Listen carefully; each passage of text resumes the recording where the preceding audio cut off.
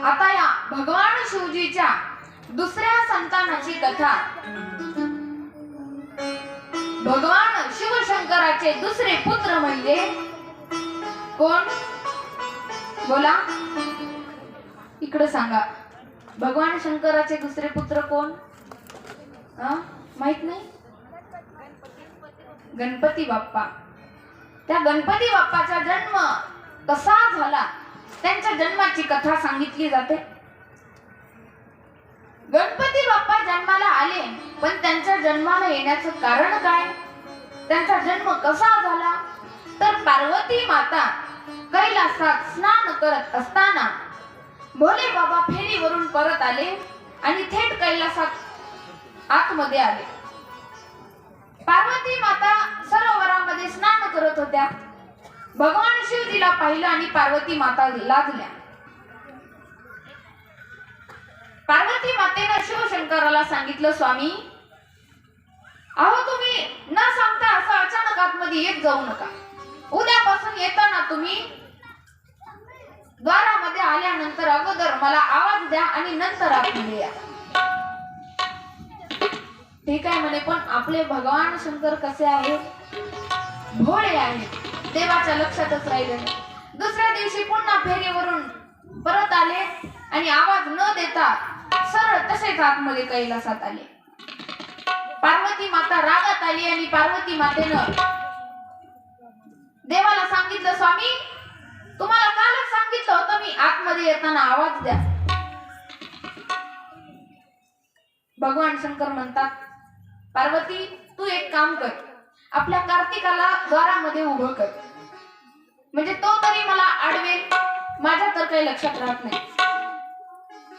पार्वती मातेनं दुसऱ्या दिवशी कार्तिक स्वामीला द्वारामध्ये उभं केलं आणि सांगितलं, शिवजी आतमध्ये येत असताना त्यांना तिथंच अडवून ठेव। दुसऱ्या दिवशी ज्यावेळी भगवान शंकर फेरीवरून परत आले आणि थेट कैलासात येत असताना कार्तिक स्वामींनी अडवलं तर नाहीच, पण शिवजीच्या काकाला कमरेवरती बसून काकाला बसून आतमध्ये आला। पार्वती मातेला राग आला।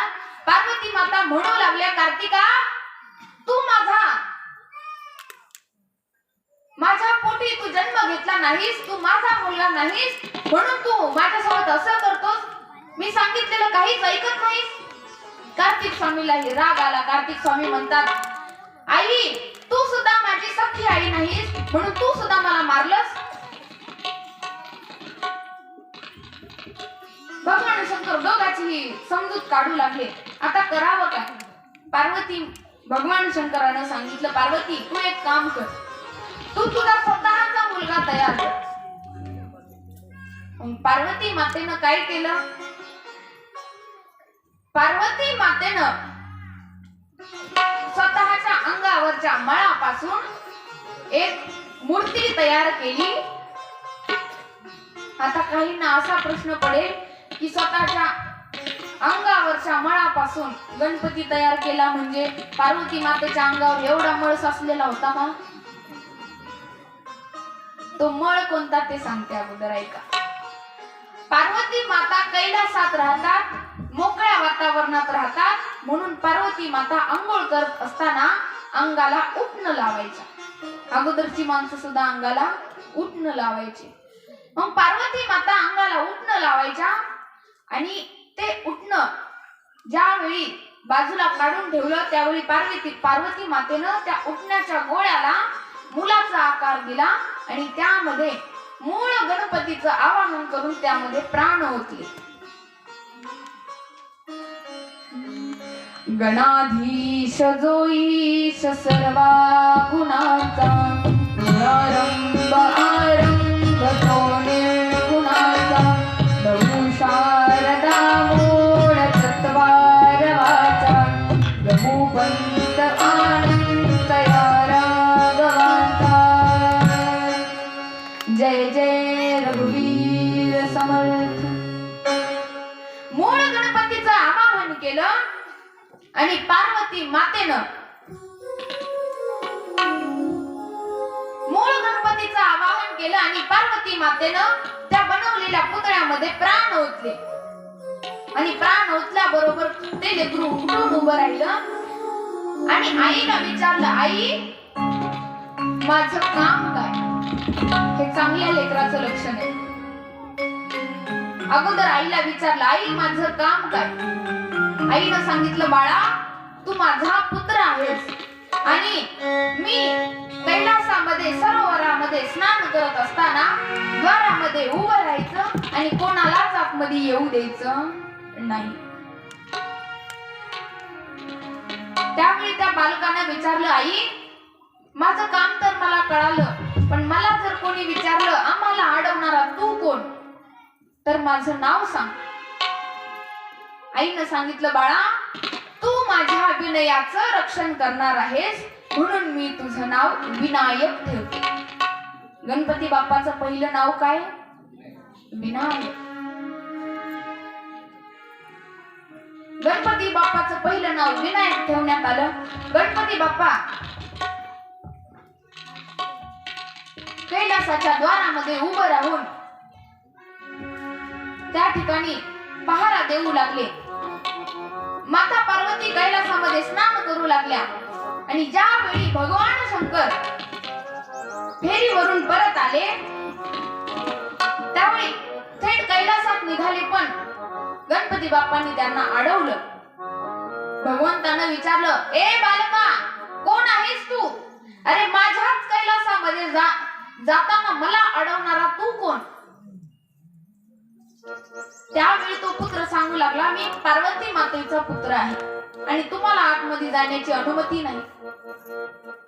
भगवान म्हणतात, अरे पार्वतीचा पुत्र म्हणजे माझा पुत्र, तू माझाच पुत्र आहेस.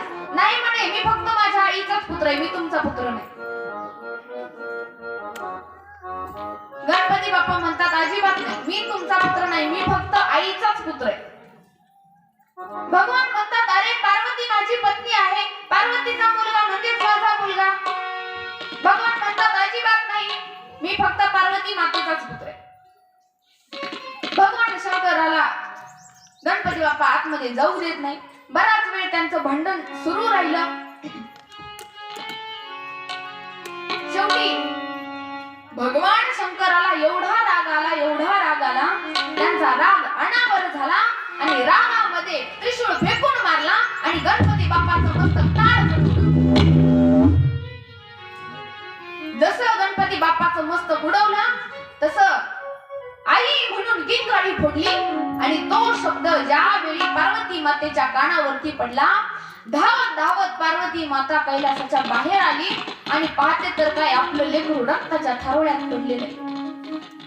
एकीकडे धड पडले, एकीकडे मस्तक पडले. अशा अवस्थेत ज्यावेळी त्या आईनं आपल्या लेकराला पाहिलं त्यावेळी एवढी रडू लागली ती पार्वती माता, हुंदके देऊन रडतीये. कधीतरी विचार करा, जर फक्त विचार करा, आपलं लेकरू जर तशा अवस्थेत आपण पाहिलं तर काय होईल? आपला जीव राहील का जागेवर? एवढं वाईट वाटलं त्या आईला, हंबरडा फोडून रडू लागली. भगवान शंकराला फार वाईट वाटतंय, पण आता त्या चुकीचा पश्चाताप करून काही उपयोग नव्हता. आपल्या लेकराचं मस्तक तोडण्यात आलं होतं, करावं तरी काय करावं? पार्वती माता भगवंताला विनंती करते, देवा माझ्या लेकराला जिवंत करून द्या, काही झालं तरी माझं लेकरू जिवंत झालं पाहिजे. त्यावेळी भगवान शंकराच्या सुद्धा लक्षात आलं ही आई आहे म्हणून एवढी शांतपणे आपल्याला विनंती करते, पण हीच पार्वती दुर्गा सुद्धा आहे, हीच पार्वती काली माता सुद्धा आहे. आणि ही जेव्हा काली होते तेव्हा ती राक्षसांच्या नरड्यावरती पाय देऊन त्यांना मारते, त्यांच्या छातीवरती पाय देऊन त्यांना मारते. यात नवल नाही. जर हिला राग आला तर ही माझ्या सुद्धा छातीवर पाय देऊन मला सुद्धा मारायला मागे पुढे पाहणार नाही. म्हणून भगवान शंकरानं नंदीला आणि शिवगणांना वनामध्ये जायला सांगितलं आणि जो जीव, जे बाळ जो पशु आपल्या आईपासून दूर असेल त्याचं मस्तक तोडून घेऊन या असं सांगितलं. त्यावेळी एका हत्तीचं पिल्लू आपल्या आईपासून दूर असलेलं शिवगणांना दिसलं. त्याच हत्तीचं मस्तक तोडलं आणि असंही सांगितलं जातं की जो जीव उत्तर दिशेला तोंड करून झोपलेला आहे अशा प्राण्याचं मस्तक तोडून आणण्यासाठी सांगितलं होतं. म्हणून कधीही झोपत असताना उत्तर दिशेला डोकं करून झोपत नाहीत आजही.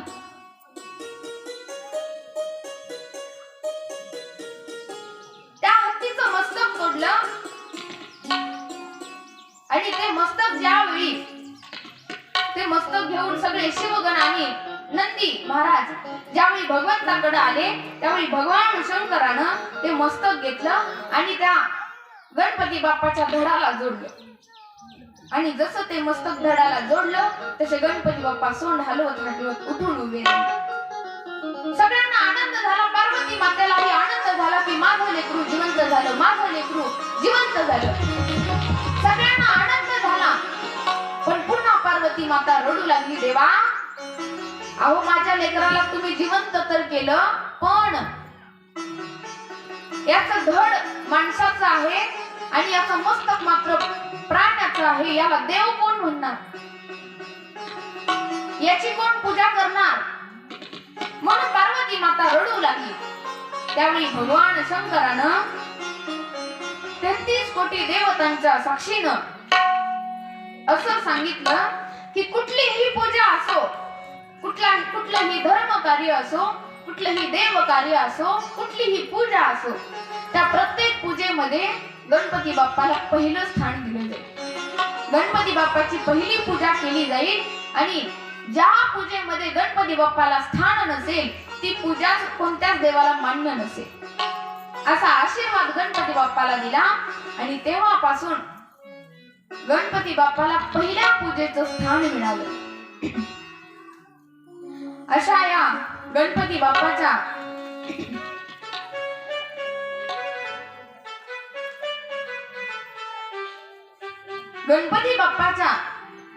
कथेनंतर एकदा गणपती बाप्पाचं सुंदर असं भजन करू.